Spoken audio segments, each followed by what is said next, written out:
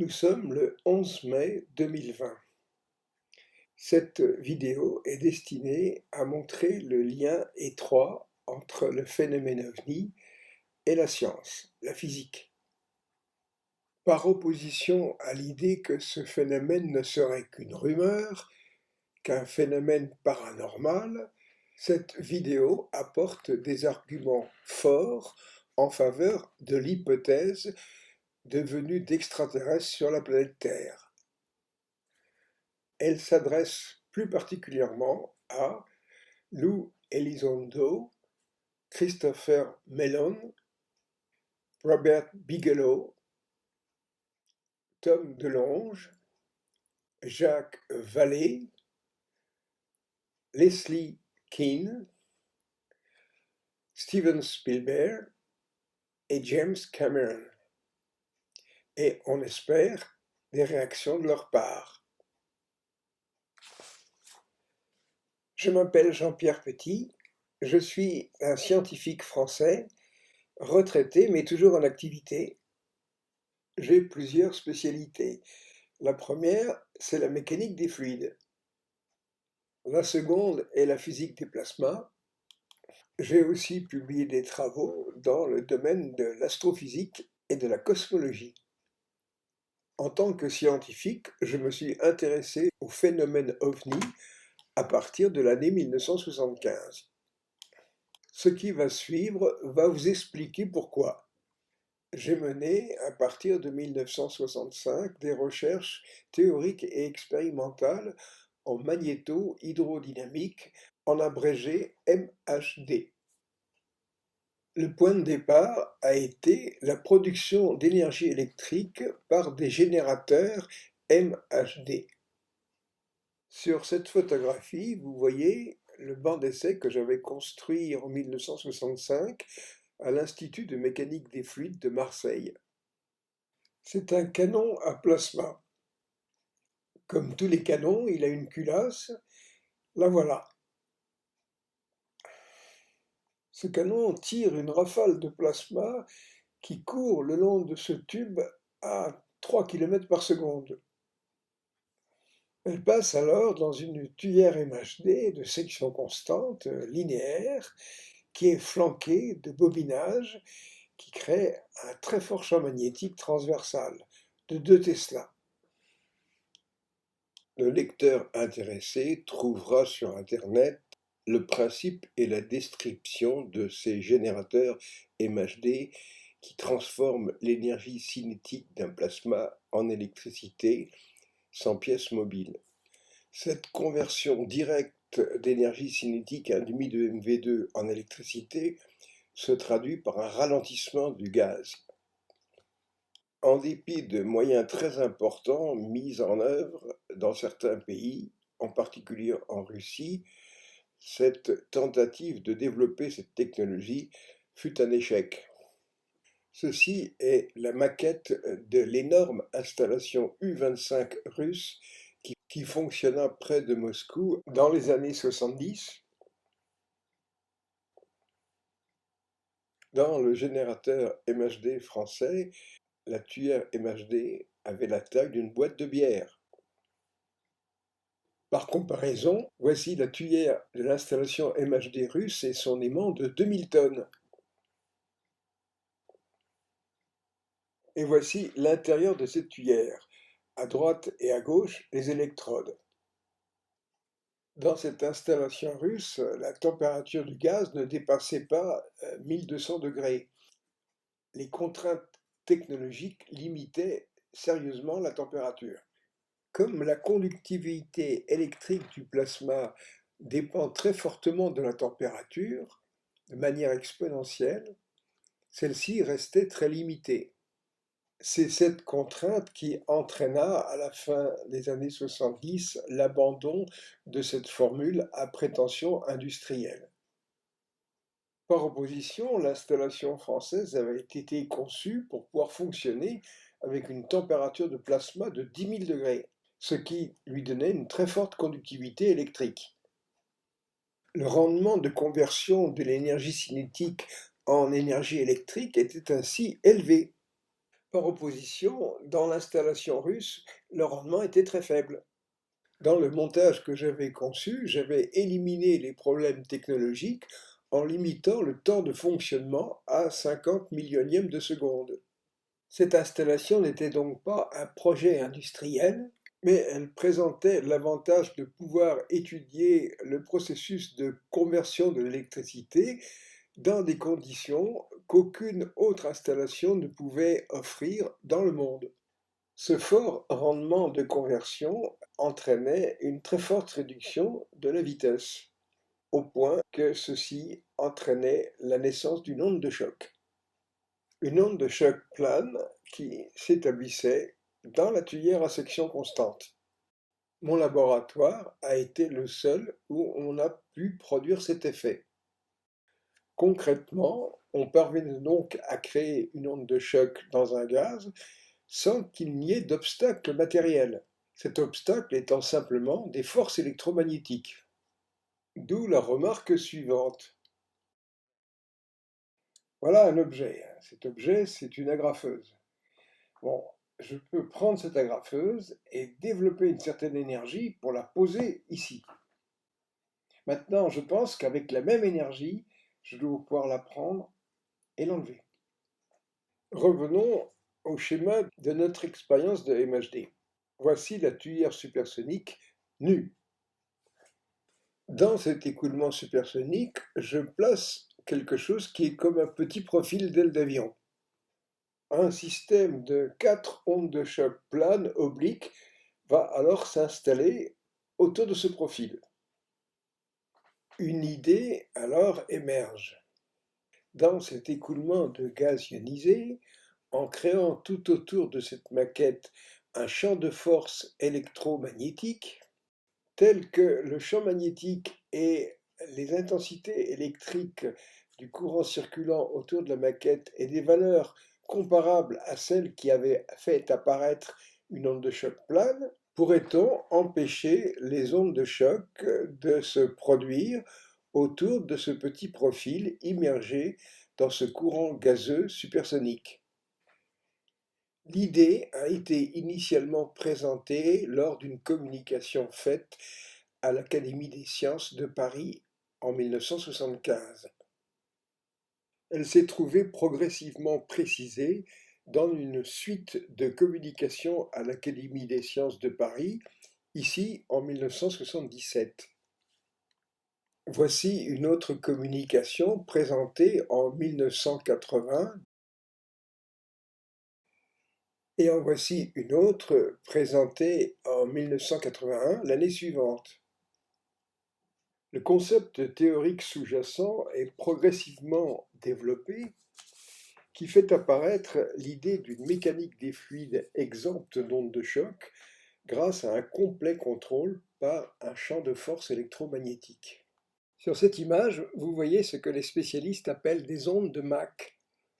C'est leur télescopage qui provoque l'apparition des ondes de choc. Dans ces régions indiquées en rose, la MHD, permettant d'éviter le télescopage de ces ondes, fait disparaître les ondes de choc. On voit ainsi apparaître une troisième mécanique des fluides. Il y avait d'abord la mécanique des écoulements fluides subsoniques, où il n'y a pas d'onde de choc. Puis il y avait la mécanique des écoulements fluides supersoniques, où des ondes de choc apparaissaient nécessairement. Et maintenant, c'est une véritable révolution.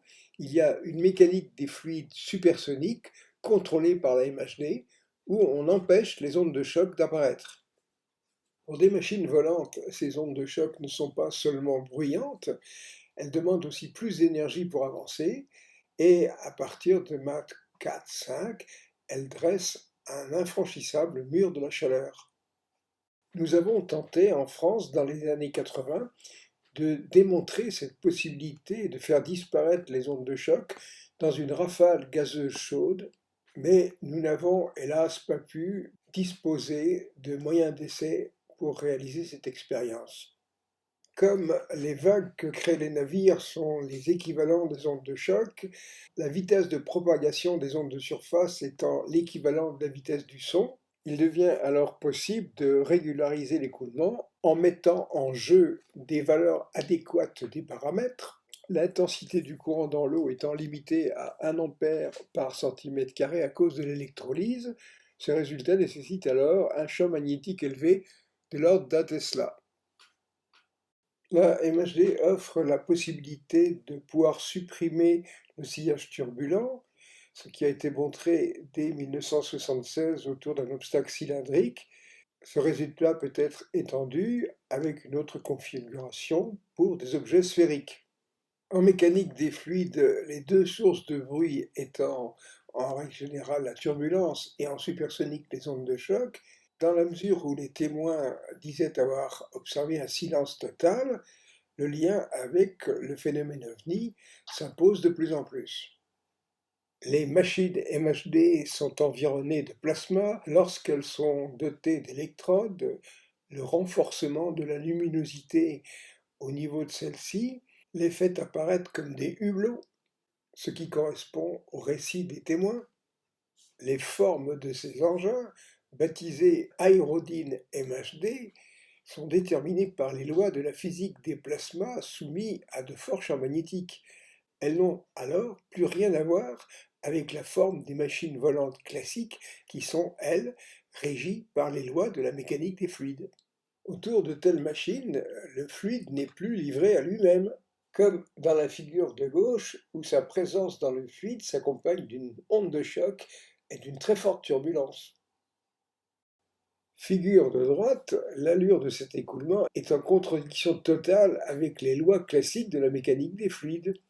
Ce fluide se trouve obligé de suivre les ordres impératifs que lui donne ce champ électromagnétique qui agit sur lui. Tout dans de tels engins volants pourront paraître absurdes. Voilà par exemple ce qu'on obtient quand on met en œuvre un système de contrôle de l'ionisation par micro-ondes. On obtient alors un système d'arc hyperfréquence que des témoins décriront comme des rayons lumineux tronqués. Pendant des années, les publications dans des revues scientifiques de haut niveau, contrôlées par des comités de lecture, et les communications dans des grands colloques internationaux vont s'enchaîner. Il y a une thèse de doctorat sur la suppression des ondes de choc qui est soutenue en 1988, thèse qui présente tous les éléments théoriques de la suppression des ondes de choc par des forces électromagnétiques. Thèse qui fera l'objet d'une publication dans la revue scientifique de haut niveau The European Journal of Mechanics en 1989, qui s'accompagne d'une présentation au colloque international de MHD de Tsukuba au Japon, où tout est centré sur cette idée essentielle du maintien du parallélisme des lignes de Mach. Ces présentations et publications s'accompagnent d'une masse de résultats tant théoriques qu'expérimentaux, comme ici l'obtention de distributions de courants spiraux. Là, vous avez la première présentation du concept de suppression de l'instabilité d'ionisation de Velikov par confinement magnétique, une présentation qui avait été faite en 1983 au colloque international de MHD de Moscou. Voici la confirmation expérimentale de ce concept. Il s'agit là d'un résultat majeur. En effet, sans un tel système, il n'y aurait tout simplement pas de MHD pour des plasmas à température modérée et avec un très fort champ magnétique. Les plasmas sont des êtres très difficiles à maîtriser. Lorsqu'on cherche à créer une décharge électrique autour d'un objet, la pression magnétique a tendance à le souffler loin de cet objet. Il a donc fallu créer un nouveau concept de confinement magnétique par inversion du gradient de champ magnétique qui s'est trouvé confirmé expérimentalement. Voici la publication scientifique correspondante effectuée dans la revue polonaise de haut niveau Acta Physica Polonica. Je ne vais pas détailler tous les résultats expérimentaux qui ont été obtenus et les travaux publiés dans des revues de haut niveau pendant presque 4 décennies. La question centrale restait cette annihilation des ondes de choc par la MHD. Pendant les années 80, la soufflerie à rafales chaudes où cette expérience aurait pu être effectuée n'existait plus. Elle avait été démantelée. Il aurait fallu recréer un laboratoire de MHD où ce montage aurait pu être reconstitué. Hélas, cela n'a pas été possible.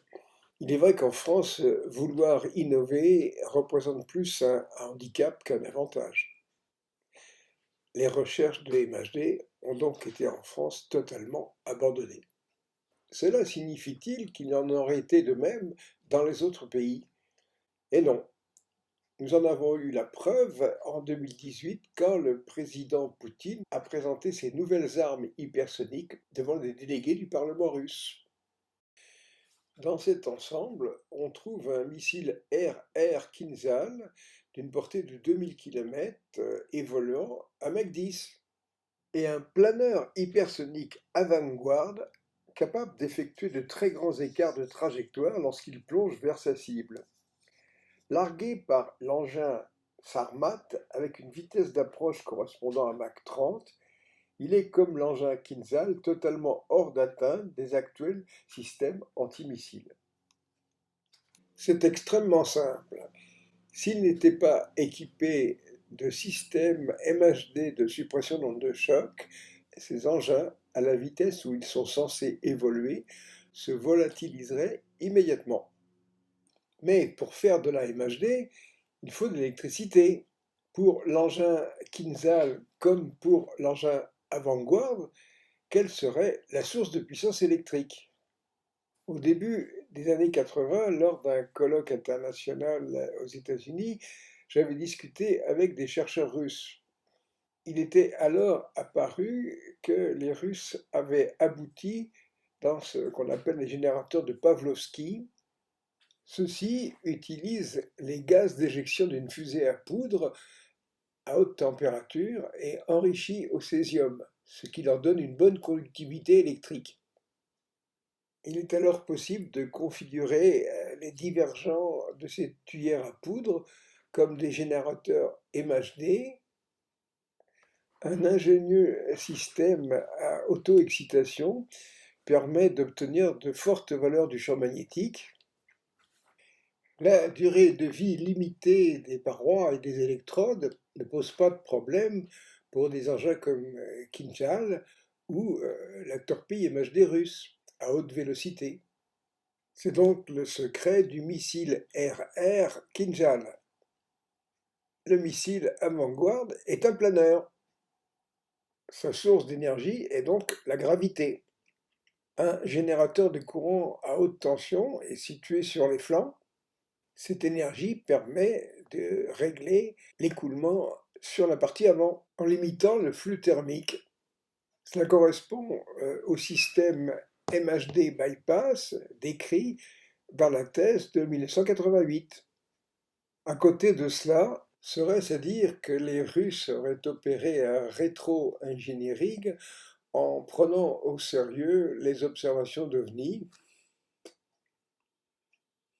Il reste que le phénomène OVNI incite les scientifiques à s'aventurer en dehors du champ conceptuel de leur époque. Cela peut les amener à envisager de résoudre des problèmes considérés jusque-là comme impossibles, comme se déplacer dans l'air à vitesse supersonique sans faire d'onde de choc ni de turbulence, c'est-à-dire en silence. Pour plus d'informations, référez-vous à cette vidéo. L'hypothèse comme quoi le phénomène OVNI pourrait correspondre à des visites d'extraterrestres amène à reconsidérer le problème de la faisabilité des voyages interstellaires. Le modèle cosmologique Janus représente le résultat de 30 années de réflexion sur le sujet. Vous pourrez vous référer à cette version française de cette vidéo ou alors à une version dans votre langue qui figurera alors ici. En voici un résumé. Ce modèle montre qu'il existe deux types de masses dans l'univers, les masses positives dont nous sommes faits et les masses négatives. Selon ce modèle, quand on veut se déplacer d'un point A à un point B, si l'objet qui se déplace est fait de masse positive, alors sa vitesse est limitée à 300 000 km par seconde. Par contre, s'il est fait de masse négative, s'il s'agit par exemple d'un véhicule qui aurait inversé sa masse et celle de ses passagers, alors la vitesse est limitée à 3 millions de km par seconde, c'est-à-dire à une valeur 10 fois plus élevée. Dans cet univers Janus, entre deux points distants A et B, il existe deux façons de calculer la distance. Je vous renvoie pour cela à la vidéo citée précédemment. Si on se déplace de ce point A à ce point B dans un véhicule constitué de masse positive, la distance à parcourir a cette première valeur AB+. Si par contre on se déplace dans un véhicule constitué de masse négative, la distance à parcourir est alors AB-, qui est une distance 100 fois plus courte. En combinant ces deux facteurs, on trouve alors que le temps de voyage peut être réduit de 10 que multiplie 100 égale 1000, d'un facteur 1000. En supposant que l'on maîtrise une technologie d'inversion de la masse, lorsqu'on procède à cette inversion, le véhicule et ses passagers semblent disparaître à la vue des observateurs. Ils semblent se dématérialiser. Arrivé à destination, il lui suffit de procéder à une nouvelle inversion de masse pour revenir dans ce monde positif. Il semble alors surgir de nulle part. Ceci est conforme au récit de témoins qui disent avoir vu soudain un ovni apparaître comme surgi du néant, à moins qu'un peu plus tard, ce même ovni ait semblé disparaître à leurs yeux tout aussi mystérieusement. En imaginant un véhicule qui opérerait une croisière interstellaire, ici il a inversé sa masse, il évolue donc dans le monde des masses négatives ultra raréfiées. À des distances se chiffrant en centaines de millions d'années-lumière, on aperçoit d'immenses conglomérats faits d'antimatière, d'antihydrogène et d'antihélium de masse négative. Sphéroïdaux, ils sont comparables à d'immenses proto-étoiles émettant faiblement dans le rouge et dans l'infrarouge. S'il inverse de nouveau sa masse, les conglomérats d'antihydrogène disparaissent et les étoiles deviennent de nouveau visibles pour lui. Tel un sous-marin qui referait surface, le véhicule interstellaire peut alors se repérer sur différentes radiosources et faire le point, éventuellement ajuster sa trajectoire avant d'opérer une nouvelle inversion de masse en poursuivant sa route. Selon le modèle Janus, le monde négatif, c'est-à-dire cette sorte d'envers de l'univers, est extrêmement raréfié. Pendant sa croisière dans le monde négatif, le véhicule est constitué de matière de masse négative. Sur son chemin, il croisera des très rares particules constituées d'antimatière de masse négative. Il lui faut donc s'en protéger à l'aide d'un bouclier magnétique. De la même façon que la planète Terre se protège du flux du vent solaire émis par le Soleil à l'aide de son propre bouclier magnétique. Cette question de l'existence de masses négatives, qui correspondent à des états d'énergie négative, est un problème qui émerge directement de la mécanique quantique. Au sein de l'équipe Janus, nous avons commencé à examiner ces questions et un premier article a été publié dans la version numérique du Journal of Physics. Ainsi, cette technologie de l'inversion de la masse émergera d'une mécanique quantique étendue aux états d'énergie négative. Quand? Je rappellerai le principe de l'équipe Janus. Ce qui est possible, nous le faisons de suite. Pour l'impossible, nous demandons un délai.